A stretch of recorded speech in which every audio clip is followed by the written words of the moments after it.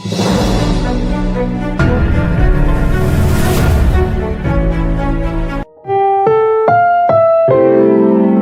programang ito ay rated SPG. Striktong patnubay at gabay ng magulang ang kailangan. Maaaring may masiselang tema, lengguwahe, karahasan, sexual, horror o droga na hindi angkop sa Welcome back mga ka-Episode Plus, at narito mga dapat nating abangan dito nga lang sa Abot Kamay na Pangarap, kung saan nagtataka na nga itong nga sina Giselle at sina Doktor niya kung bakit nga ba inalis nga nito ni Lolo Pepe ito nga si Zoe sa pinamanahan nga nito. Kaya malakas na nga rin ang kanyang kumpiyansa na pag nagising na nga ito, malalaman na nga nilang katotohanan kung bakit nga ba tinanggalan nga nakarapatan nga nito ni Lolo Pepe itong si Zoe, na malaking posibilidad na mapatunayan na nga niya na tama ang kutob nga niya na may kinalaman nga ang mag-ina sa nangyari sa kanyang ama.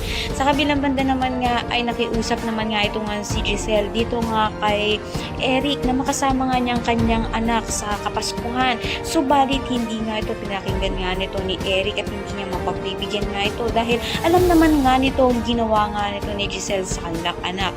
Kaya malaking posibilidad na mahirapan itong si Giselle na makasama ang kanyang anak.